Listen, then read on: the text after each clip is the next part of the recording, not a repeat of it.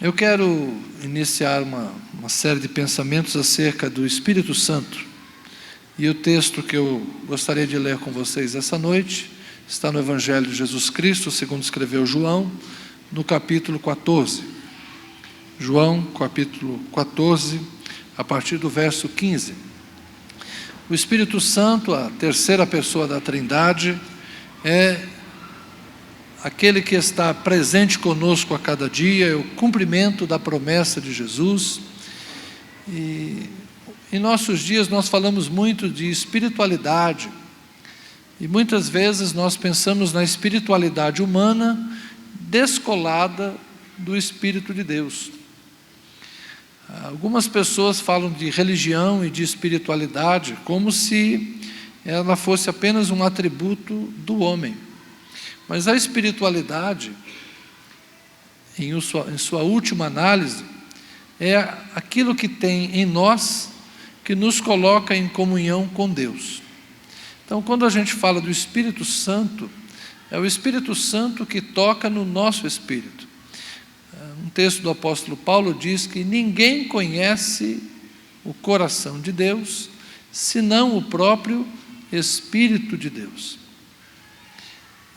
Então, o que Paulo está dizendo é que o Espírito de Deus é o próprio Deus, e quando nós temos comunhão com o Espírito Santo de Deus, nós estamos tendo comunhão com Deus, assim como é o nosso Espírito que nos conhece lá dentro, e este nosso Espírito precisa entrar em comunhão com Deus.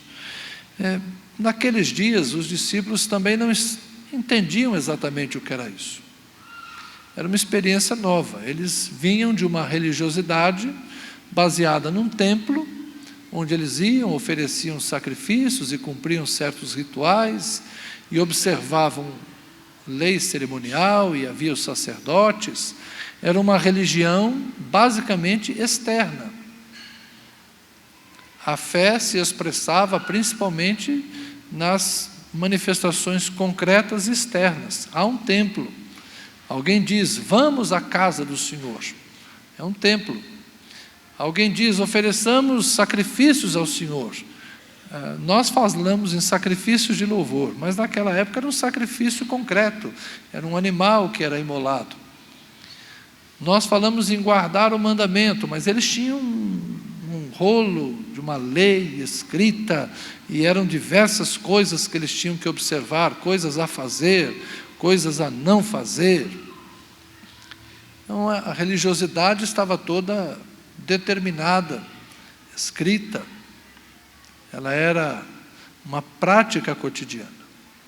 E vem Jesus dizendo que vai ter um novo templo, que Deus não habita em templo de pedra feito por mão humana, mas que Deus habita no coração da gente.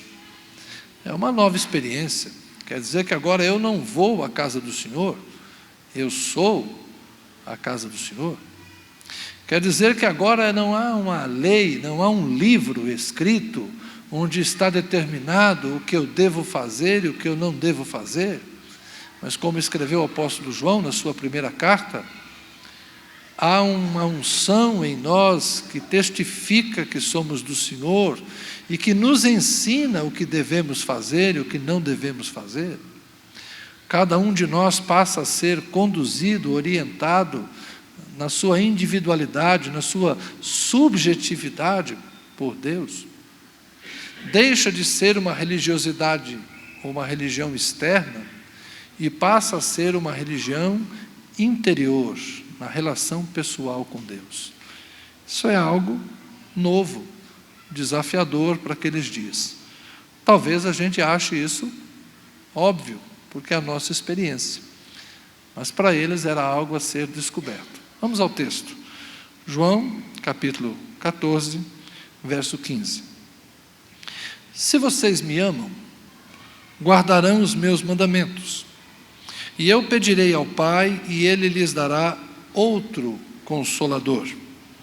Uma versão contemporânea diz outro encorajador. Expressão muito boa. A fim de que esteja com vocês para sempre.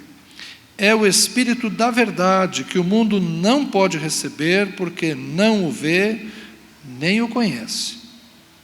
Mas vocês o conhecem, porque ele habita com vocês e estará em vocês. Observe, eu rogarei para que o Pai dê outro Consolador, a fim de que ele esteja com vocês.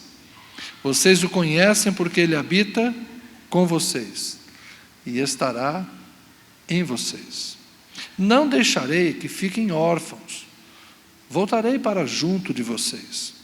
Mais um pouco e o mundo não me verá mais. Vocês, no entanto, me verão.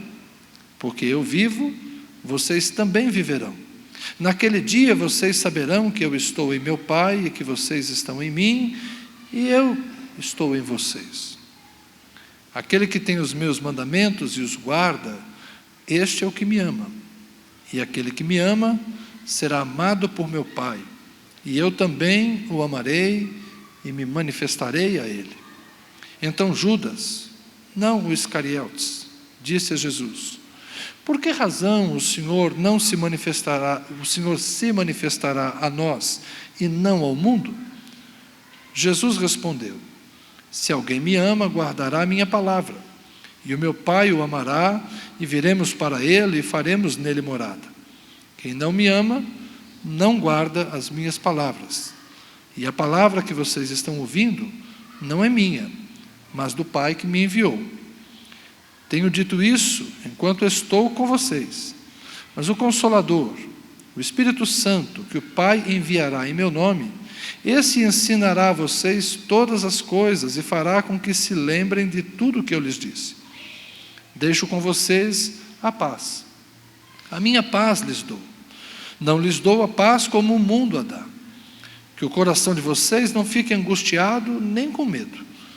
Vocês ouviram o que eu disse: vou e volto para junto de vocês.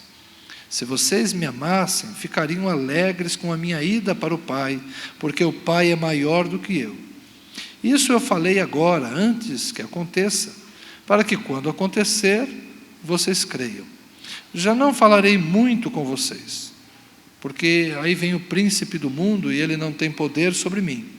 No entanto, faço isso para que o mundo saiba que eu amo o Pai e que faço como o Pai me ordenou. Levantem-se, vamos sair daqui. Amém. Obrigado, Senhor, por tua palavra lida.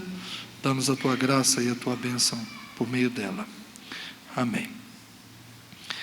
Jesus está no cenáculo, celebrou a ceia, primeiro fez o rito lá do lavar os pés dos discípulos, deu a eles o exemplo da humildade, e está então agora proferindo algumas palavras de orientação, de consolo, de fortalecimento, porque Jesus sabe que dentro de algumas horas ele será preso, os discípulos vão se dispersar, Jesus será julgado, será crucificado, morto, estará na sepultura por algumas horas, quase 40 horas. Jesus sabe que ressuscitará e sabe que depois vai para o Pai. Jesus sabe o que vai acontecer com ele. Conforme lemos aqui, ele diz: o príncipe deste mundo já está vindo, mas ele não tem poder sobre mim. O mundo precisa saber que eu estou fazendo tudo conforme o Pai determinou. As circunstâncias que envolvem a morte de Jesus não foram movidas pelas forças que se opõem a Deus, mas aconteceram dentro do plano de Deus.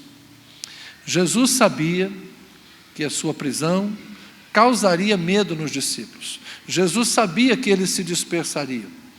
Jesus sabia que eles precisariam de ajuda. Eles estavam acostumados, depois de 3 anos e tanto, a conviverem com Jesus. E é muito bom você conviver com alguém poderoso como Jesus. Se você está sem comida, ele multiplica pão e peixe. Se você está no meio de uma tempestade, com medo de que o barco seja virado pelas ondas, Jesus, você vai lá e acorda Jesus. Jesus se levanta, dá uma bronca primeiro: ei, eu sou carpinteiro, vocês são pescadores.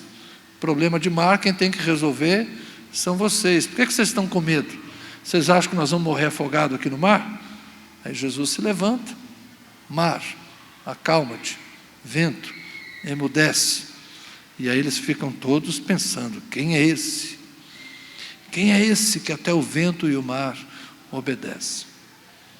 Você está com Jesus, é fácil. Apareceu lá um encapetado com uma legião de demônios que ninguém segura. Ele vem feito um louco na direção de você, mas Jesus só faz um sinal e resolve o problema.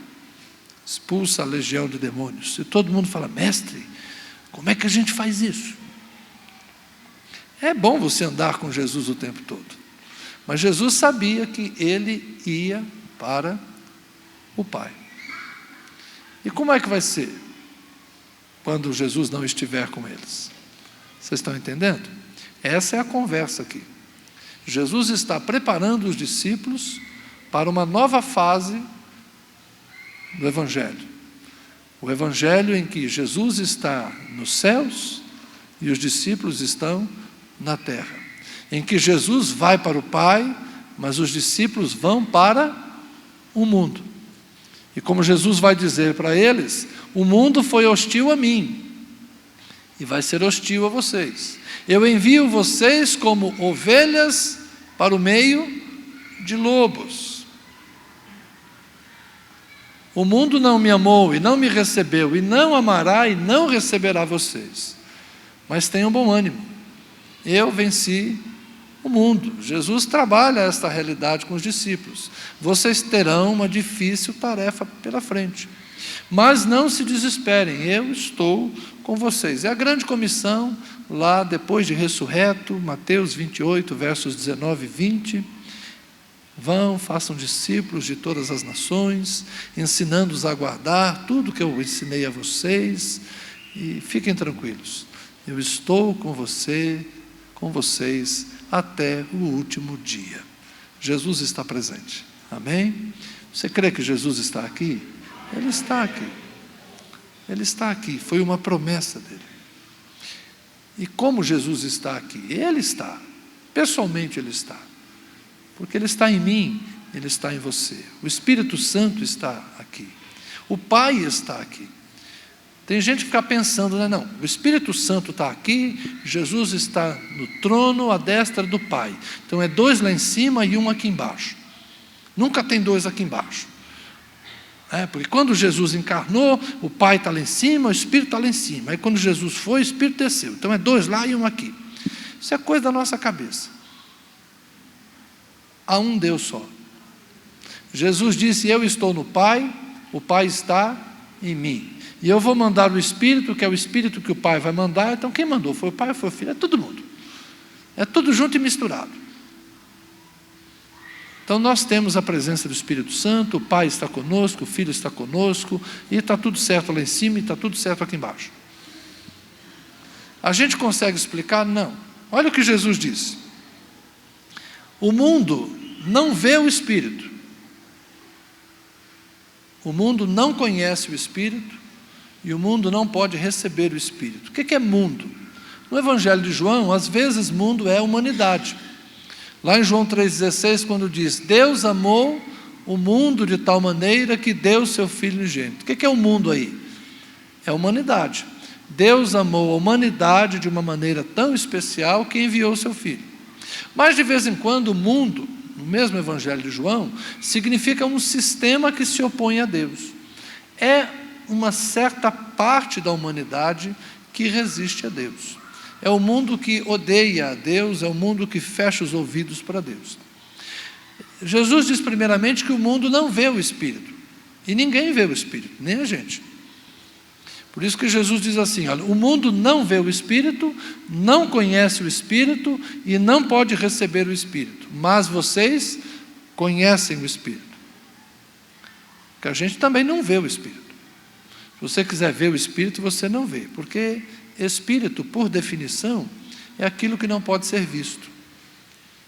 É interessante que tanto na língua grega como na língua hebraica, a palavra Espírito é a mesma palavra para vento. Então, o Espírito é aquilo que a gente não consegue definir. Se eu falar, por exemplo, do homem. Olha, o homem tem corpo, alma e espírito. Então, como é que no passado a gente definia essas coisas? O corpo é a parte material. A alma é a nossa emoção, a nossa razão, a nossa vontade, são esses nossos aspectos que não são físicos, mas são emocionais, intelectuais. Tá, você pode tentar definir isso. E o que é o espírito? O espírito é exatamente aquilo que a gente não consegue definir. Então, espírito é uma palavra usada para aquilo que não pode ser definido. Não tem forma, não tem limites, não tem fronteira. Você não consegue dizer o que é o espírito. A gente só consegue dizer o que não é o espírito. Então, por analogia, a gente compara o espírito com o vento. No passado, os homens daquela época não tinham ideia do que era o vento, porque eles sentiam o efeito do vento, o mover das árvores, o planar das aves, sentiam o vento no rosto, mas não sabiam dizer, o que é isso que está passando por mim? Hoje nós sabemos, né? Nós falamos que é o estado gasoso da matéria. Mas naquela época eles não sabiam. Então, para eles, vento era uma força invisível, que estava presente em todo lugar, que ninguém sabe de onde vem, ninguém sabe para onde vai. É por isso que Jesus diz que o Consolador é o Espírito da verdade. Ninguém consegue mensurar, ninguém consegue ver, mas os seus efeitos estão presentes. Porque ele é o Espírito da verdade que o mundo não pode receber. Porque verdade em João é revelação, verdade em João é conhecimento, e é o verdadeiro conhecimento. Eu falei há pouco da antiga religião, que tinha um templo, que tinha uma lei, sacerdotes, ritos. Só que todas estas coisas eram representações. O templo é uma representação. A lei é uma representação da vontade de Deus. O sacerdote é uma representação de uma mediação, de uma ligação com Deus. O sacerdote morria. O templo foi destruído. As edificações desaparecem. A lei perde o seu sentido e perde o seu valor. Tem coisas da lei que a gente não observa mais. Leis, diversas leis, que a gente não está nem aí para elas mais. Está lá no texto bíblico, a gente lê. Mas isso não nos diz mais respeito. Por quê? Porque todas estas coisas passaram. Por quê? Não eram a verdade. A verdade permanece para sempre. A verdadeira revelação de Deus é Jesus Cristo. Jesus Cristo é o mesmo ontem, hoje e eternamente. Vocês acham que daqui 200 anos vai aparecer outra forma de ligação com Deus? Não. Nós estamos aqui há 2000 anos, nós não, né? Muita gente vem há 2000 anos falando de Jesus. E Ele permanece sendo o Salvador. E não vai mudar, não virá outro, não haverá outro caminho. Por isso que Ele é a verdade. Ele não será substituído. Ninguém revelará a Deus melhor do que Jesus revelou. Ninguém trará um conhecimento mais íntimo, mais profundo, mais autêntico, mais genuíno de Deus do que aquele que Jesus trouxe. Ninguém trará uma revelação mais excelente, mais sublime. É insubstituível e é insuperável aquilo que Jesus fez. Por isso Ele é a verdade. E o Espírito da verdade veio exatamente glorificar a Cristo. Então o mundo não vê o Espírito, nem nós vemos. O mundo não conhece o Espírito, mas nós conhecemos. Por que conhecemos? Porque cremos em Jesus. O mundo não pode receber o Espírito, porque o mundo é hostil a Jesus. Nós recebemos o Espírito porque cremos em Jesus. E é o Espírito de Deus quem nos revela, é o Espírito de Deus quem nos guia, é o Espírito de Deus quem nos aponta quem é Jesus. E é por isso que é difícil para alguém que não teve a sua experiência pessoal entender o que a gente fala.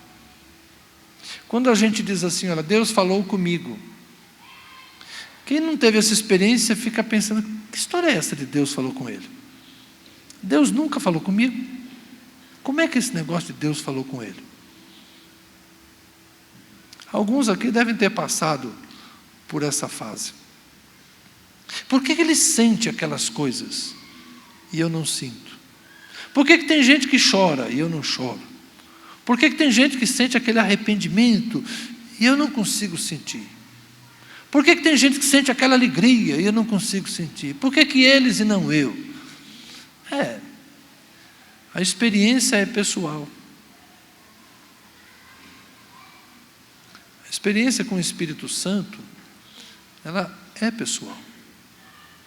Uns recebem e outros não recebem. Daqui a pouco a gente vai falar por que uns recebem e por que outros não recebem. Mas percebam que há diferença entre o mundo e os discípulos. Do mundo, Jesus diz, eles não veem o Espírito, eles não conhecem o Espírito, e o mundo não pode receber o Espírito. Mas vocês conhecem o Espírito, e Ele estará com vocês, entre vocês e em vocês. Eu creio que Jesus, e aqui é uma das possibilidades de interpretação, essa é minha, Jesus estava falando das horas imediatamente seguintes àquela reunião. Eles estavam no cenáculo, pouco depois sairiam, iriam para o Jardim das Oliveiras, lá Jesus seria preso, e os discípulos se dispersariam. Quando eles se dispersaram, a gente não sabe o que aconteceu com 10 deles, aliás com 9 deles.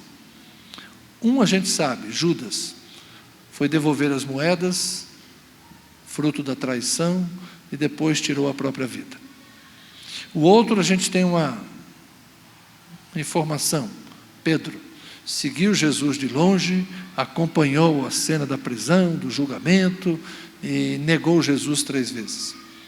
E João, o evangelista, esteve bem perto de Jesus, entrou na casa do sacerdote onde Jesus foi julgado, acompanhou provavelmente o julgamento de Pilatos e acompanhou Jesus até a crucificação e esteve lá ao pé da cruz. Então, naquelas horas, Jesus disse para os discípulos, Ele estará com vocês. O Espírito Santo, Ele disse, eu vou rogar ao Pai para que Ele envie o Consolador que esteja com vocês. Eu sei que às vezes a gente pensa que o Espírito Santo veio 50 dias depois. O Espírito Santo já estava presente na terra desde a criação. O Espírito pairava sobre a face das águas enquanto Deus criava. O Espírito Santo sempre esteve aqui. Sempre esteve. Então o Espírito estava com os discípulos. Eles estavam dispersos. E não importa para onde foi Tiago 1, Tiago 2, para onde foi Bartolomeu, onde é que estava Natanael. Se Bartolomeu e Natanael são a mesma pessoa, a gente não sabe, pode ser que sim. Para onde foi Simão, o Zelote, eu não sei onde estavam os 12 discípulos, mas o Espírito Santo estava com eles. Mas no domingo pela manhã, quando as mulheres foram ao túmulo, descobriram que a pedra havia sido rolada, o túmulo estava vazio, elas viram Jesus e vieram correndo. Onde estavam os discípulos? Reunidos no mesmo cenáculo, onde aconteceu a cena que lemos aqui. Lá estavam 10 discípulos, Tomé não estava lá. E Jesus apareceu, depois falou com eles, não é? Mas quando as mulheres chegaram lá, eu creio que o Espírito estava entre eles. E naqueles dias, entre a ressurreição, a ascensão de Jesus e o dia de Pentecoste, o Espírito esteve entre eles, porque eles ficaram sempre juntos. Então estava com eles quando eles se espalharam. Estava entre eles quando eles se reuniram para ver Jesus ressuscitado e conversaram com Jesus, e depois ficaram em Jerusalém, até que do céu foram revestidos de poder. E aí o Espírito Santo esteve neles. É no dia de Pentecoste que eles vivem a experiência de o Espírito Santo não estar apenas com eles, não estar entre eles, mas o Espírito Santo estar neles. O texto diz que eles foram cheios do Espírito Santo. Compreendem isso? É o Espírito Santo neles. Agora ele não é o amigo que está do lado de fora encorajando. Ele não é um amigo que está do lado de fora segurando vocês para vocês não fazerem bobagem como fez Judas. Ele está em vocês. Agora vocês estão cheios do Espírito Santo, vocês estão plenos do Espírito Santo.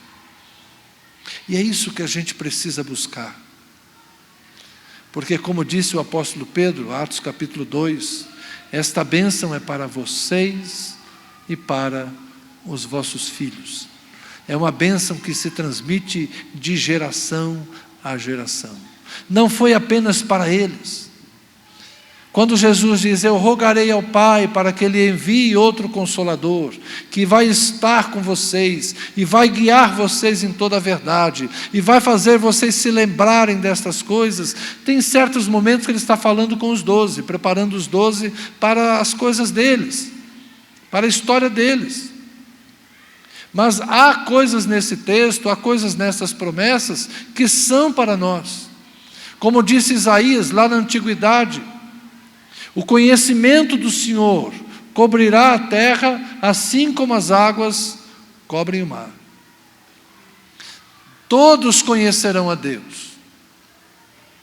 O Espírito Santo é dado sem medida. Mas quem recebe o Espírito Santo? Se ele é uma dádiva, se ele é um presente, se ele é uma bênção, que o Filho e o Pai nos enviam, e se enviam a todas as pessoas, ou é acessível a todas as pessoas, mas o mundo não pode receber porque não vê, o mundo não pode receber porque não conhece, o mundo não pode receber porque não crê. Quem recebe o Espírito Santo?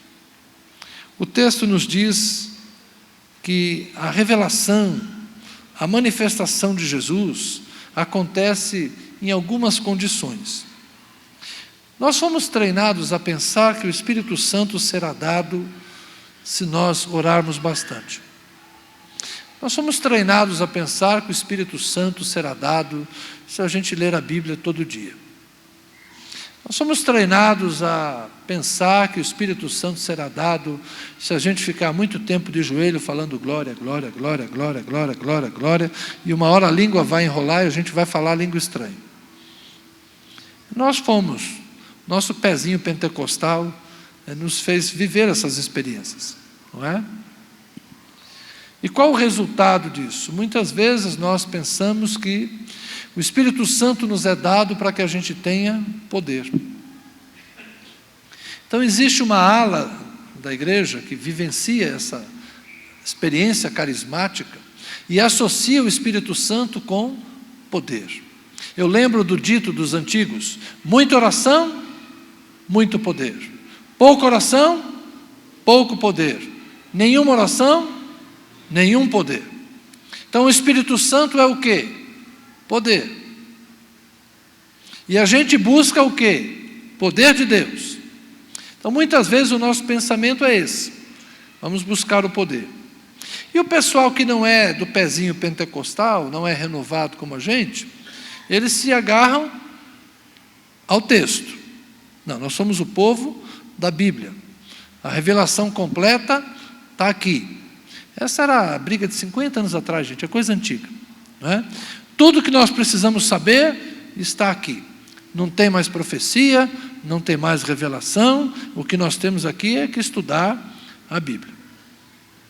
Então, lá 50 anos atrás, a discussão era essa: nós precisamos ler mais a Bíblia, estudar a Bíblia e termos uma doutrina reta, ou nós devemos orar mais e termos mais poder. E eu confesso que muitas vezes a gente ficou entre essas duas coisas, não é? Queremos mais palavra, estudo bíblico. E agora, irmãos, estamos estudando demais e orando menos. Então vamos botar o fole aqui agora no fogo da oração. Irmãos, vamos orar, vamos fazer vigília, consagração e tal. Aí daqui a pouco, irmãos, mas agora a gente está estudando pouco. Vamos voltar aqui para o estudo bíblico. Vocês estão entendendo? A gente rema um pouco aqui, um pouco ali, um pouco aqui, um pouco ali. E o barco vai indo. E o barco vai indo. É poder e palavra, palavra e poder, poder e palavra, palavra e poder. E nós vamos indo, e graças a Deus estamos vivos. 62 anos de PIB, e aqui estamos nós. Mas vendo esse texto, eu percebi que Jesus está falando algo um pouquinho diferente. O Espírito Santo não é só poder. E o Espírito Santo não é só conhecimento. Porque é o Espírito Santo que inspirou a Bíblia. É o Espírito Santo que ilumina a gente para entender a Bíblia. O Espírito Santo está nos dois lados. Se você pensa que o Espírito Santo está só nos dons espirituais, profecia, cura divina, língua estranha, isso aqui é Espírito Santo. O outro lado é conhecimento. Não, o outro lado também é Espírito Santo. Quem é que inspirou os autores bíblicos? Espírito Santo. Quem é que nos ilumina para entender o texto? É o Espírito Santo. O Espírito está trabalhando nos dois lados. Não tem nenhuma obra que a gente faça sem a presença do Espírito Santo. Então, o tradicional também está buscando o Espírito Santo. Só que ele está buscando por meio do estudo da palavra. E o pentecostal também está buscando o Espírito Santo, mas ele está buscando por meio da oração, da consagração, dos dons espirituais. Mas a gente vai acabar no mesmo lugar. E vamos servir o mesmo Espírito. E é por isso que a gente aqui é meio temperado. A gente tem um pouquinho de cá, um pouco de lá. O exemplo da canoa é muito bom. A gente rema dos dois lados. Tem uns que são mais de um lado, outros mais do outro, mas o que nos mantém na direção correta é isso. Não sei se você já tentou remar no rio. É muito engraçado quando a gente vai pescar e tem um novato, um barriga verde, como a gente chama, e você dá o remo para ele. O cara rema de um lado, rema do outro, e o barco, o Benô já está até rindo, porque já passou por isso. E o barco não vai de jeito nenhum na direção certa. Porque parece que é uma coisa simples, mas não é. Se você só rema de um lado, né, Maurício? O barco começa a girar. Mas tem que ir para lá, rema do outro lado, rema para frente, rema para trás. Parece que é simples, até o dia que você pega o remo.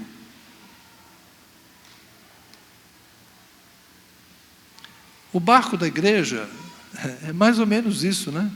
Alguém tem que dizer, aqui é para frente, aqui é para trás, aqui é para esse lado, aqui é para o outro, e a gente consegue chegar. Mas Jesus está dizendo outra coisa aqui. Jesus não está dizendo que o Espírito Santo é só poder, ou que o Espírito Santo é só palavra. Jesus está dizendo: quem me ama, eu me revelarei a quem me ama. Aí Judas pergunta para Jesus, não é Judas Iscariotes, é outro Judas que a gente chama de Tadeu: mestre, por que não te revelas ao mundo e vais te revelar apenas a nós? Porque Deus decidiu que foi assim. Ele fala: isso eu ouvi do meu Pai. Meu Pai decidiu que vai ser assim. Jesus está falando que depois da ressurreição, Ele não vai aparecer ao mundo. Jesus poderia, depois de ressuscitado, eu já falei isso aqui uma vez, Jesus podia ressuscitar, sair do túmulo, e o primeiro lugar que ele ia era bater na casa do Pilatos. Pilatos, acorda! Você lavou a mão, Pilatos? Estou eu aqui, mata de novo. Chama o Herodes. Vamos lá agora no Sinédrio. Anás, Caifás, todo mundo. Reúne o Sinédrio. Mata de novo. Vai. E agora, o que vocês vão fazer comigo? Agora eu chamo a legião de anjos para me tirar da mão de vocês. Jesus podia ir lá e se manifestar para o mundo todo, para que todo mundo soubesse: nós o matamos, mas ele ressuscitou. Ele é Deus, Ele é o Messias, Ele é o Senhor, Ele estava certo, Ele é a verdade, nós estamos errados. Mas Deus não quis que fosse assim. Deus não quis que Jesus se revelasse aos que o mataram. Deus quis que Jesus se revelasse aos que o amavam. E Ele vai aparecer para as mulheres. Ele vai aparecer no jardim para as mulheres. E Madalena, como Madalena amava Jesus. Ela agarra Jesus. E Jesus fala: Maria, agora não, Maria, me solta, eu preciso ir para o meu Pai. Depois ele aparece aos 10. Na semana seguinte aparece a Tomé. Mas já tinha aparecido a Pedro, apareceu a seu irmão Tiago, apareceu a quase 500 pessoas. Depois subiu ao céu. Ele só apareceu para quem o amava. Jesus só se revela a quem o ama. Às vezes a gente pensa que nós receberemos o Espírito Santo se orarmos bastante, ou que nós seremos mais crentes se nós estudarmos muito a Bíblia. É importante estudar a Bíblia e é importante orar, mas a nossa relação com Jesus deve ser feita por amor, não por interesse, não porque eu quero poder, não porque eu quero conhecimento e por meio do conhecimento de alguma forma também exercer poder e influência. Porque o muito conhecimento, além do orgulho e da vaidade, dão poder. E a muita oração, além da espiritualidade, também dá poder. E às vezes essas duas coisas nos afastam do amor. Eu já vi homens poderosos na palavra perderem o amor pelo rebanho e por Jesus. E eu já vi homens poderosos em sinais se perderem também porque perderam o amor por Jesus. E passaram a amar a si mesmos, amar a sua obra, amar o seu nome, amar o dinheiro. Deus se revela, Deus revela Cristo. O Espírito Santo se manifesta naqueles que amam a Jesus. E quem ama? Quem ama obedece. Quem é aquele que me ama? É aquele que obedece. E aí o grande pastor da Alemanha, Dietrich Bonhoeffer, que foi morto a mando de Hitler, bem no final da Segunda Guerra Mundial, um pouquinho antes de Hitler ser morto, ele fez questão que Bonhoeffer fosse morto. Ele escreveu dizendo que a obediência e a fé são um mistério. O que vem primeiro? Eu obedeço porque creio, ou eu creio porque obedeço? É por isso que o Espírito Santo só se manifesta a quem ama Jesus. Você precisa amar a Jesus. E quando você amar a Jesus de todo o teu coração, com todas as tuas forças, de todo o teu entendimento, porque o mandamento não é esse? Amarás o Senhor teu Deus de todo o teu coração, com toda a tua força, com todo o teu entendimento. Ora, Jesus não é o nosso Deus? Temos que amar a Jesus com toda a nossa força, de todo o nosso coração, com todo o nosso entendimento. Se nós amarmos a Jesus, nós obedeceremos às suas palavras, nós guardaremos os seus mandamentos, e então Ele se revelará a nós. Ninguém se enche do Espírito Santo, verdadeiramente do Espírito Santo, se não amar a Deus e se não obedecer a Jesus Cristo. E a obediência a Jesus às vezes é uma coisa muito simples. Para os discípulos foi o seguinte: permaneçam em Jerusalém. Foi o que Jesus pediu aos discípulos. Permaneçam em Jerusalém, até que vocês sejam revestidos de poder. O que Jesus vai pedir para você? Eu não sei. E esse é o problema. Às vezes nós queremos definir qual é a obediência do outro. Às vezes nós queremos dizer para as pessoas: olha, para você ser cheio do Espírito Santo, você tem que parar de fazer isso, parar de fazer aquilo, e tem que começar a fazer isso, começar a fazer. Espera aí. Isso pode ter sido o que Jesus pediu para você. O que Jesus vai pedir para o outro? Ah, você quer transformar o Espírito Santo num livro? O livro da sua vida, o livro da sua história, das suas regras, da sua experiência? Agora não é assim. O Espírito Santo é dado a cada um de nós.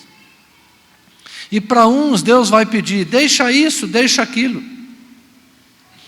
Para outro talvez Deus peça, pegue isso e pegue aquilo. Mas Jesus só mandou ele deixar isso, eu mandei ele deixar. E você eu mandei pegar. Para um talvez Deus diga, saia dessa igreja, vá para aquela. E o outro fala, você fica aqui, não sai não. Eu não sei, estou dando só um exemplo bem hipotético. Para mim Deus nem manda a gente sair, nem manda a gente ficar. Mas estou dizendo que não há como a gente dizer o que é obediência. Eu não sei o que Deus pediu para você. Eu sei o que Deus pediu para mim, quando Ele falou comigo. Eu sei as coisas que o Espírito Santo diz para mim. Para com isso. Muda isso. Muda aquilo.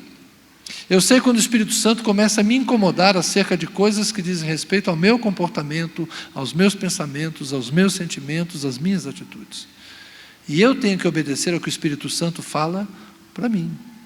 Mas o que ele fala para mim tem a ver com a minha relação e ele. É uma coisa nossa. Talvez algumas coisas possam ser comuns a quase todos nós. Mas a vivência, a experiência com o Espírito Santo é pessoal. Como eu disse, a espiritualidade hoje não está presa ao templo. A espiritualidade hoje não está presa a um conjunto de regras escritas. A espiritualidade está associada ao quanto você ama Jesus e o quanto você está disposto a obedecer aquilo que Ele colocar no seu coração.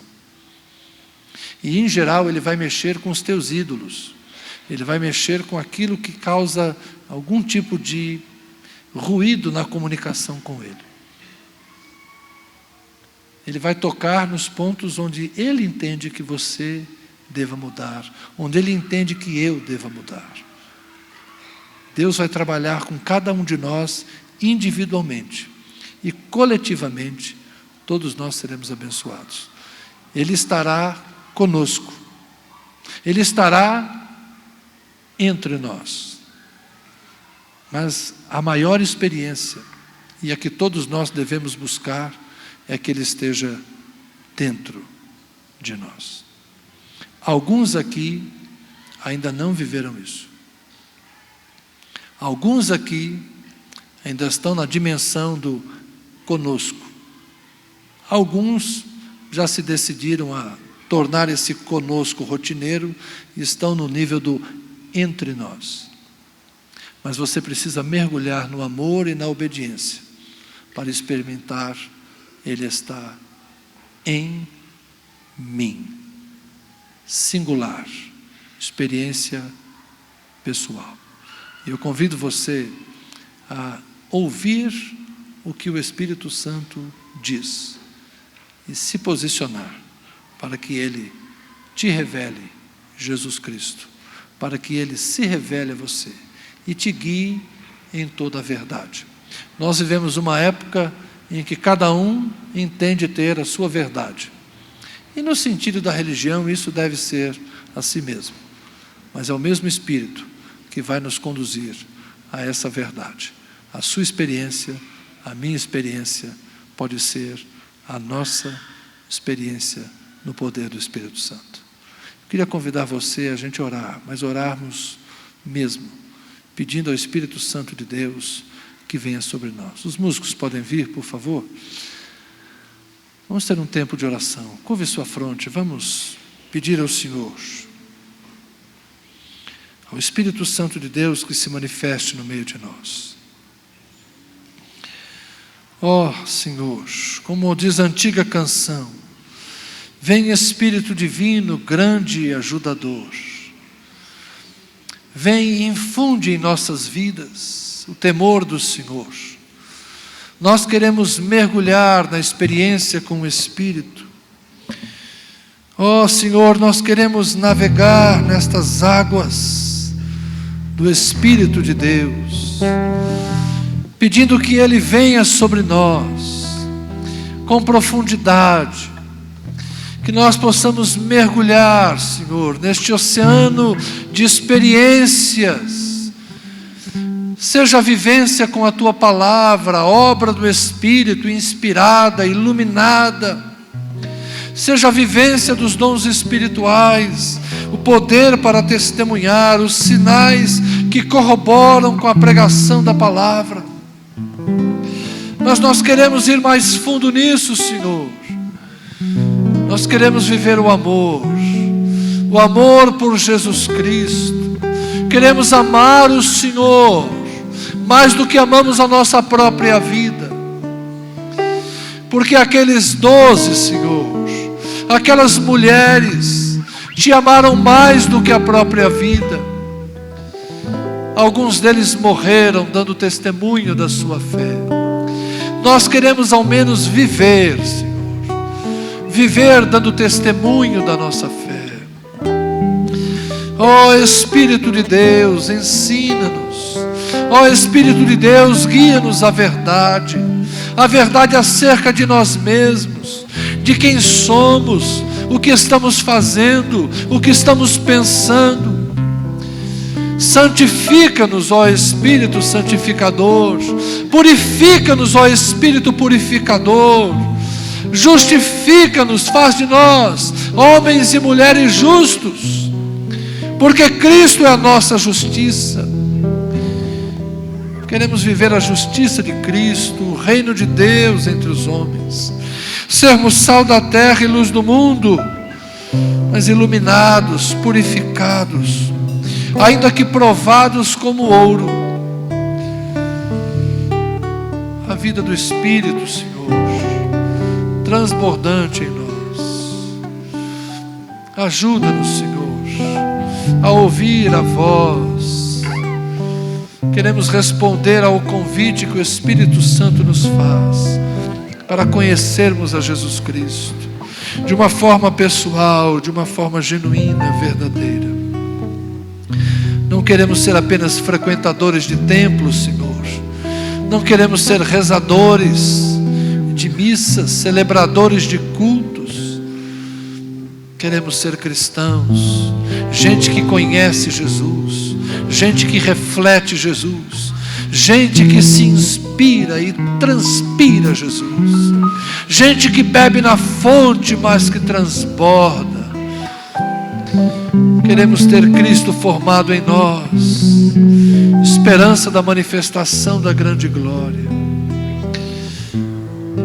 porque Ele se manifestou ressurreto, e Ele se manifestará mais uma vez glorioso, e todo olho verá, e toda língua confessará, e todo joelho se dobrará, quando Ele se manifestar em glória. Nós queremos ser esta igreja, que já o reconhece, o confessa, serve e ama. Ajuda-nos, Senhor.